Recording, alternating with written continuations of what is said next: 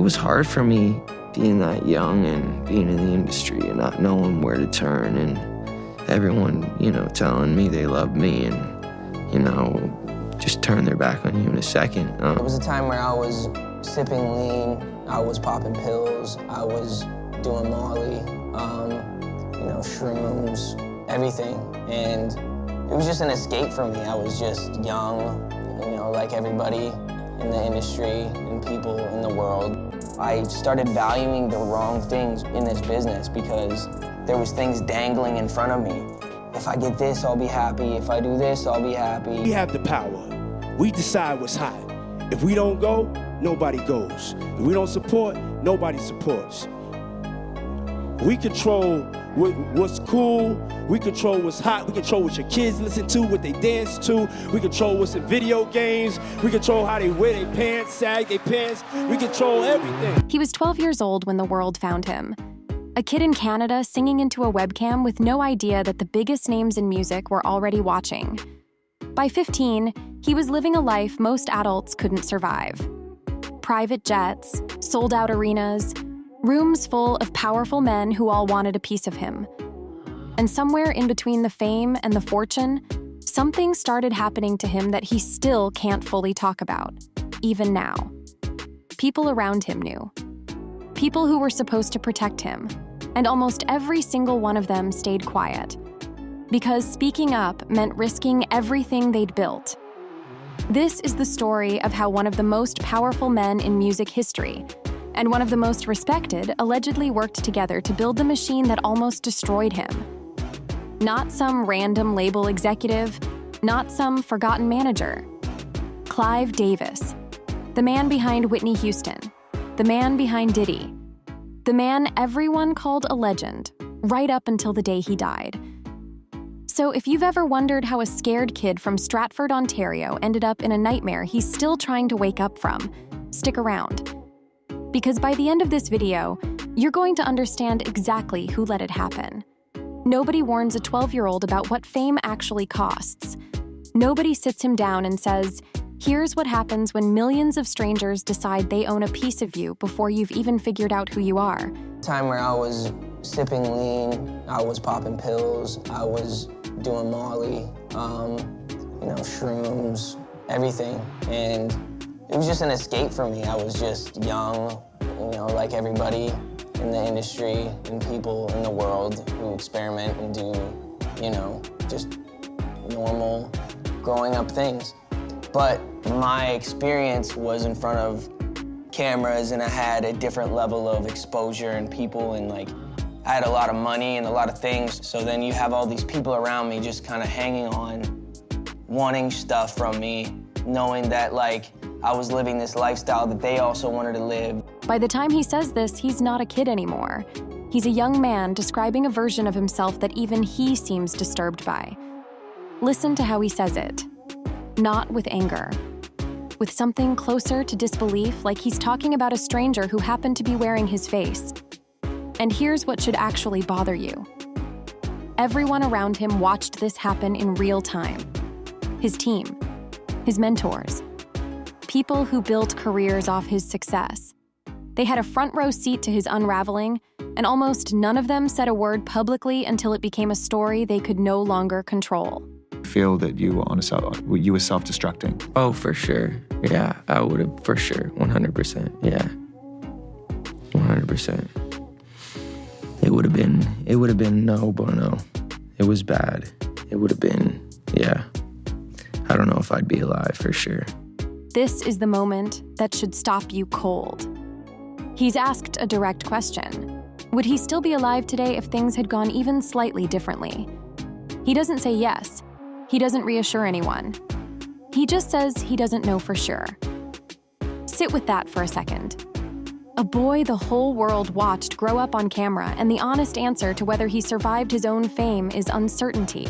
It's hard for me being that young and being in the industry and not knowing where to turn, and everyone, telling me they love me and, just turn their back on you in a second.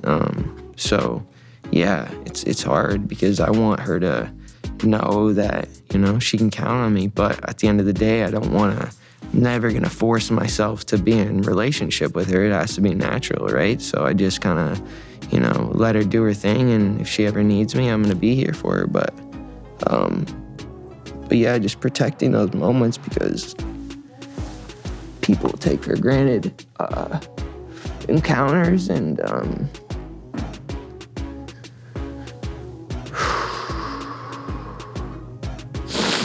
yeah. So yeah, I just want to protect her, you know. I don't want her to lose it. I don't want her to, you know, go through anything I went through. I don't wish that upon anybody. Now watch what he does with that pain years later. When he sees a young Billie Eilish stepping into the same spotlight that nearly broke him, his instinct isn't jealousy, it's fear for her. Think about what that tells you. Someone doesn't develop a protective instinct like that from nothing.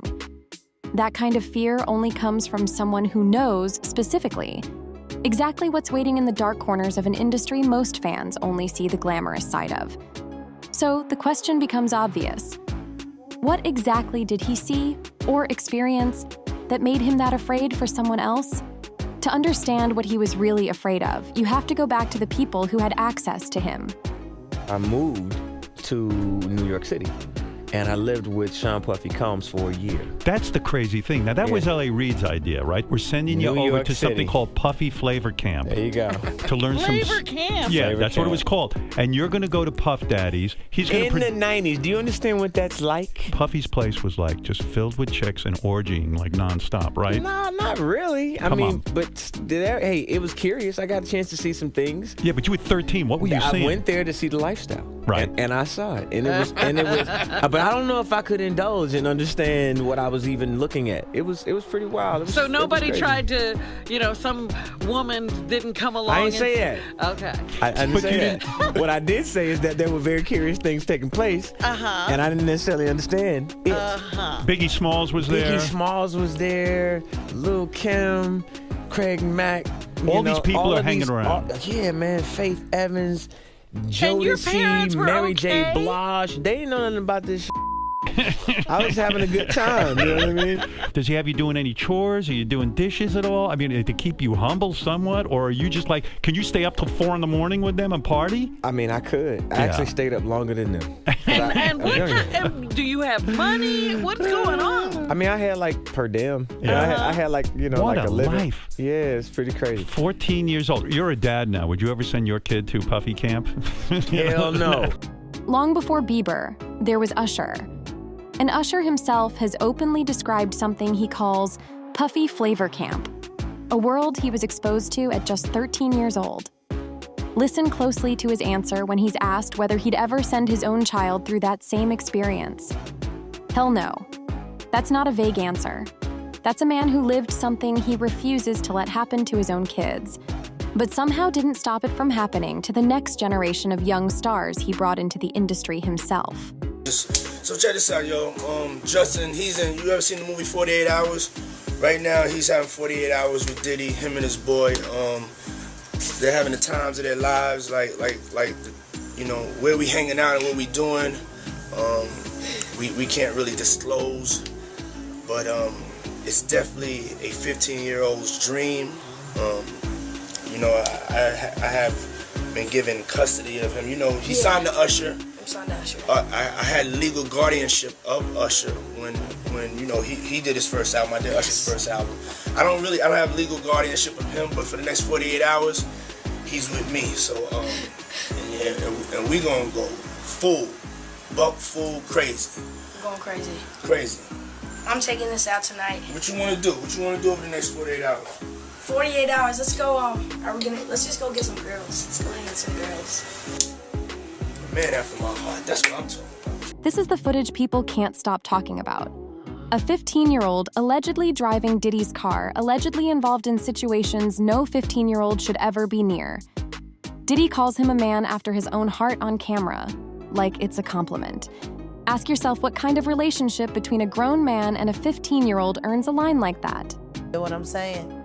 Like, people look at Usher, they don't see that. They're not seeing the victim.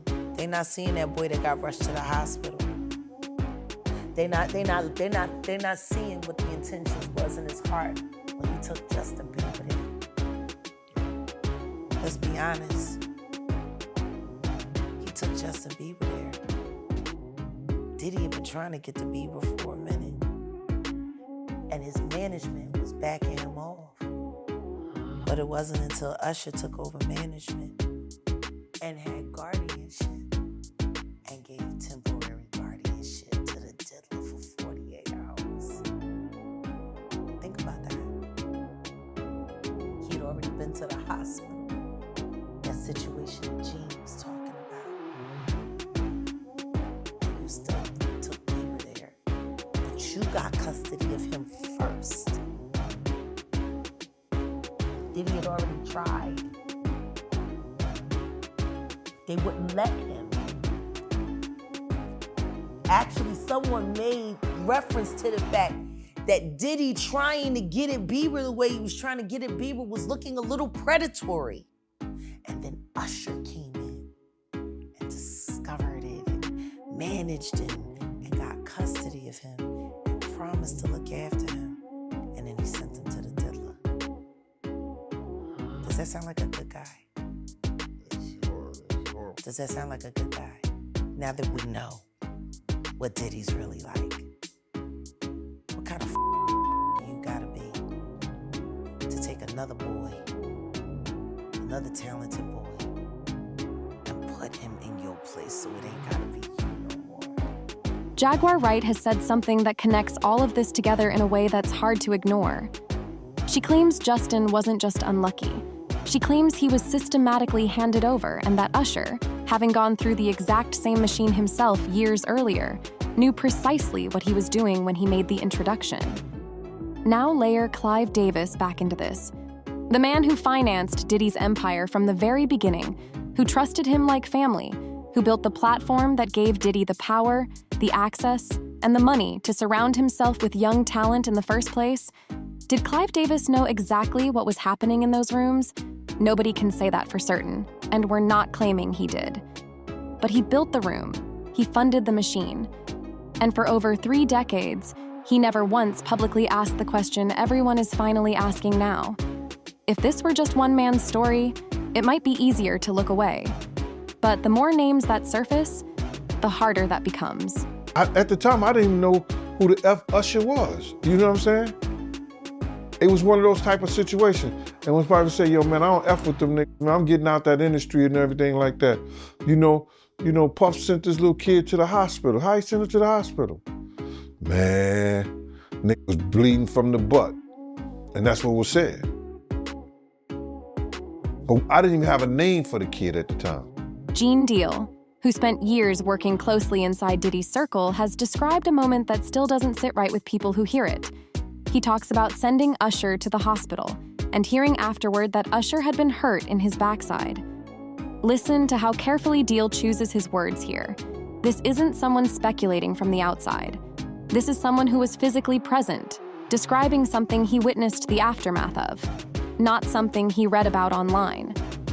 Now ask yourself why that detail lines up so closely with everything Usher himself has already admitted about being exposed to something inappropriate at just 13 years old. Because I think if a victim comes out against Usher, it'll show how egregious this is. Because if he can be a predator, then anybody can be a predator. Can't smile on your face the whole time. You feel what I'm saying? Like, people look at Usher, they don't see that. They're not seeing the victim. They're not seeing that boy that got rushed to the hospital. They're not seeing what the intentions was in his heart when he took Justin Bieber there. Let's be honest. He took Justin Bieber there. Diddy had been trying to get to Bieber for a minute, and his management was backing him off. But it wasn't until Usher took over management and had guardianship and gave temporary guardianship to the diddler for 48 hours. Think about that. He had already been to the hospital. That situation that Gene was talking about. And you still took Bieber there. But you got custody of him first. he had already tried. They wouldn't let him. Actually, someone made reference to the fact that Diddy trying to get at Bieber the way he was trying to get at Bieber was looking a little predatory. And then Usher came in and discarded and managed him and got custody of him and promised to look after him. And then he sent him to the Diddy. Does that sound like a good guy? Does that sound like a good guy? Now that we know what Diddy's really like. What kind of asshole do you gotta be to take another boy, another talented boy, and put him in your place so it ain't gotta be you no more? Because that's what pedophiles do. They get victims, and then once they get to a certain age and they get too old for them to enjoy them, they send them out to go get other young kids. This is where Jaguar Wright says something that reframes the entire timeline. She claims Usher didn't just witness what happened to young artists in that world. She claims that when his own career started slipping, when Diddy was preparing to move on from him, Usher made a choice that protected his own relevance at someone else's expense. She says he made Justin the next victim, so he wouldn't have to be one anymore. If that's true, it means the exact same cycle that reportedly happened to Usher as a teenager may have repeated itself, with Usher no longer the one being harmed, but allegedly the one facilitating harm to someone even younger. That's the part that should genuinely disturb you. Not just that this may have happened once, but that the same people who survived it may have gone on to recreate it. Bieber, years later, finally tried to create distance, tried to limit contact, tried to quietly step back from that circle entirely. The response wasn't understanding. Watch this clip closely. This is Diddy reacting to Bieber trying to pull away. Notice the tone. Notice how quickly warmth turns into something closer to control. People don't react that way to someone drifting from a normal friendship. People react that way when they feel entitled to access they believe they're owed. So now you have Usher, allegedly exposed to something troubling as a teenager. Gene Deal, describing physical harm inside that same circle. Jaguar Wright, claiming the cycle repeated itself with Bieber. And Diddy himself, reacting with visible frustration the moment Bieber tried to walk away. Every piece on its own could be dismissed as coincidence, rumor, or one person's opinion. But when you line them all up next to each other, in the exact order they happened, coincidence starts to feel like the wrong word. Whatever really happened behind closed doors, one thing isn't up for debate. What it did to him afterward is documented, on camera, in his own words. I started valuing the wrong things in this business because there was things dangling in front of me. If I get this, I'll be happy. If I do this, I'll be happy. He says he started valuing the wrong things in this business, all in the pursuit of a happiness that always felt just out of reach. Think about the timeline here. A kid who spent his entire adolescence inside rooms controlled by powerful men. And by the time he's old enough to reflect on it, the only language he has for what happened to him is chasing happiness he never actually found. That's not a personality flaw. That's what happens to someone who was taught, very young, that fame and access were supposed to feel like happiness and never quite did. I think when you take somebody very, very young and they start to get horrible, crazy, crippling anxiety and it goes undiagnosed and you don't know what it is that you're feeling, you start to self-medicate because it makes you feel better. Just help you not to feel anything. Hailey Bieber says something here that reframes everything you just heard. She describes his drug use not as recklessness, but as a coping mechanism, a way to numb something he never processed, something that, by every account, looks a lot like untreated trauma from those exact years surrounded by Diddy, Usher, and the executives who built that entire world. Nobody around him called it that at the time. It just looked like a young pop star spiraling. Nobody was asking what he was actually trying to feel nothing about. Because I felt like I was dying. My security and stuff were coming into the room at night to check my pulse. Like, people don't know how serious it got. Like, it was legit crazy scary. I was waking up in the morning and the first thing I was doing is popping pills and smoking a blunt and starting my day. you know, so it just got scary. I basically said to myself, oh my God, if you're real, you get me through this season of stopping these pills and stuff. And then it got dangerous enough that his own team started checking his pulse through the night just to confirm he was still breathing. Sit with that, not a rumor, not a headline written for shock value. His own words, describing his own team, monitoring him like someone in a hospital because his addiction had become that severe. That's the real cost nobody talks about when they talk about Diddy's parties, or Clive Davis's legacy, or Usher's rise. A 20-something-year-old who needed round-the-clock pulse checks just to survive the aftermath of a childhood spent inside that industry. We have the power. We decide what's hot. If we don't go, nobody goes. If we don't support, nobody supports. We control what's cool. We control what's hot. We control what your kids listen to, what they dance to. We control what's in video games. We control how they wear their pants, sag their pants. We control everything. And through all of it, the man who has openly admitted controlling the trends, the timing, and who got to be the next big thing, never once had to answer for what happened to the people caught inside that machine. Diddy said it himself. He controlled everything, just not, apparently, the consequences. So where does he stand now? He left Scooter Braun. He stepped back from touring for years, choosing his health over the machine. Then in April, he headlined Coachella in front of 125,000 people, performing songs from his album Swag as a 31-year-old man, not the manufactured teenager the industry once built. He brought out Billie Eilish during that run, the same artist he once said he wanted to protect. Meanwhile, Usher is still respected. Diddy is facing a different kind of reckoning. Clive Davis died this year with his reputation intact, celebrated as a legend, with almost nobody asking the question this story keeps circling back to. An empire built on discovering young talent, a mentorship system sold as opportunity and legacy, and underneath it, a pattern of access and silence that protected powerful men for decades. So ask yourself, how many more people knew and chose the industry over the truth? And if Justin hadn't survived long enough to speak, how much longer would this have stayed buried? If you liked this video, hit that subscribe button so that you never miss out on any new videos. And until then, fam, keep it real.